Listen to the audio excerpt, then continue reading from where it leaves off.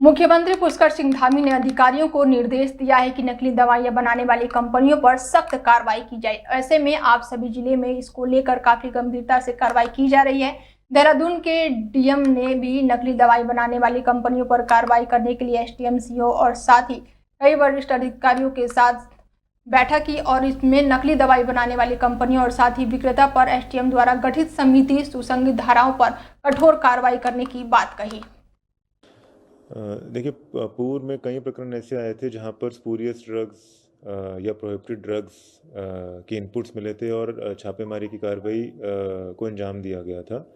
तो तत्पश्चात honourable CM के डायरेक्शंस थे कि इस पे स्ट्रिक्ट एक्शंस लिए जाएं, औचक निरीक्षण किए जाएं और डेटरेंस वैल्यू क्रिएट की जाए। ना सिर्फ सैम्पलिंग और परिवाद बल्कि इस पर तत्काल मुकदमे दर्ज हों, अरेस्टिंग हो और जिससे एक लॉ एंड ऑर्डर। खबर लश्कर से है, जहां पर भारतीय किसान यूनियन तोमर गुट ने अपनी 5 सूत्रीय मांगों को लेकर तहसील परिषद पहुंचे और जहां पर उन्होंने कहा कि हाल ही में उत्तराखंड सरकार द्वारा भू कानून लागू किया गया है, जिसमें से हरिद्वार जिला और उधम सिंह नगर को बाहर रखा गया है, जिसका भारतीय किसान यूनियन तोमर विरोध करती है, जबकि एक प्रदेश एक कानून होना चाहिए। इसके अलावा प्रदेश में माइनिंग चेकपोस्ट पर किसानों के साथ दुर्व्यवहार और साथ ही किसानों के ट्यूबवेल के बिल माफ करने और इसके अलावा गन्ना मूल्यों की बढ़ोतरी जैसी अपनी 5 सूत्रीय मांगों को लेकर विरोध प्रदर्शन किया, जिसके बाद से ज्ञापन एसडीएम अलखसर को दिया।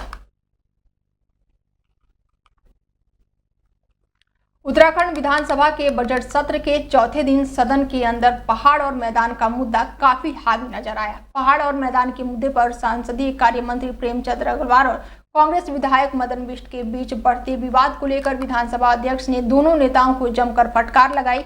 आपको बता दें कि सत्र के पहले दिन से ही संसदीय कार्य और वित्त मंत्री प्रेमचंद अग्रवाल और कांग्रेस विधायक मदन बिष्ट के बीच ही तनातनी इतनी बढ़ती हुई नजर आई कि कांग्रेस विधायक मदन बिष्ट ने प्रेमचंद अग्रवाल को इंगित करते हुए कहा कि यह पहाड़ियों के साथ सौतेला व्यवहार है, विपक्ष की ओर से क्षेत्रवाद को बढ़ावा देती है। इस टिप्पणी से संसदीय कार्य मंत्री प्रेमचंद अग्रवाल बिगड़ गए और फिर आग बबूला हो गए। हम लोग इस तरह से व्यवहार कर रहे हैं जैसे हम चौराहे पे खड़े हुए हैं। बिल्कुल, वो हम सबको ये क्या व्यवहार चल रहा है? आपको सारी पूरा देश देख रहा है। एक मिनट, ये बात आई नहीं माननी में। आप ये जानते हैं कि भारत से पहले विदेश से यहाँ पे टिप्पणी हो रही है। आपको बताना चाहूंगी, बहुत दुख है इस बात का कि भारत से पहले विदेश से टिप्पणी आ जाती है कि आपके सदन में क्या चल रहा है। उत्तराखंड के हैं हम लोग और बिना चाहे ऐसे ही बोल दिया जाए इस तरह की व्यवहार काइंडली यहाँ पे ना करें। हम पहाड़ी देसी नहीं है, हम उत्तराखंड के लोग हैं। तो इसमें बड़ी शालीनता से तो कम से कम जवाब देना चाहिए, लेकिन पता नहीं क्या है, कितना वीपी है इनके या कितना इनका वीपी बढ़ जाता है या इनकी आदत है, ये एक दूसरे को समझते ही नहीं है। तो मैंने कहा इस तरीके से बात मत करो भाई, हम पहाड़ के विधायक हैं क्या?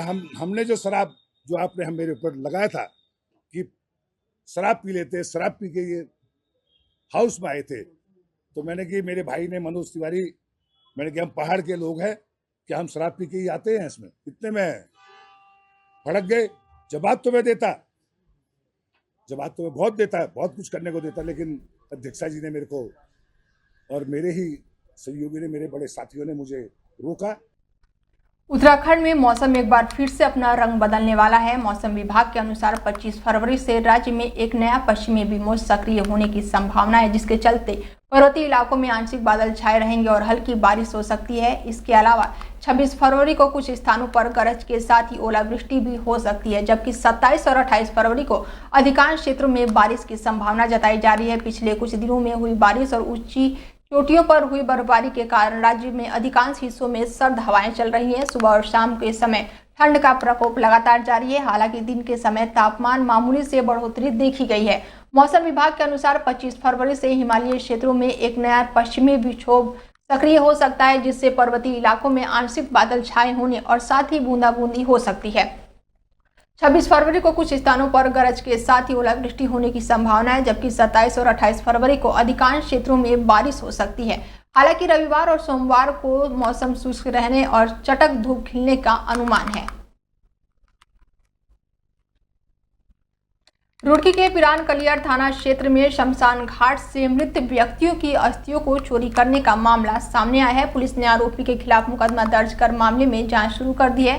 चोरी करने वाला व्यक्ति तांत्रिक बताया गया है और उसके पास से तंत्र विद्या करने वाले सामग्री भी बरामद हुई है। आपको बता दें कि पुलिस को तहरीर देकर बताया गया कि उसके नाना की मृत्यु के बाद से 20 फरवरी को उनका अंतिम संस्कार किया गया था। शमशान घाट पर उनका अंतिम संस्कार किया गया और आज किसी ने उन्हें सूचना दी कि कोई व्यक्ति उनका नाना की चिता से तंत्र विद्या कर रहा है और अपने साथियों के साथ मौके पर पहुंचे तो देखा कि व्यक्ति ने उनके नाना की अस्थियां चुराकर स्कूटी से भागने लगा। उन लोगों ने जब उसे पकड़ा तो उसके बैग से अस्थियां, अगरबत्ती, शराब और कुछ तंत्र विद्या के सामान भी बरामद हुए हैं। फिलहाल पुलिस आगे की कार्रवाई कर रही है।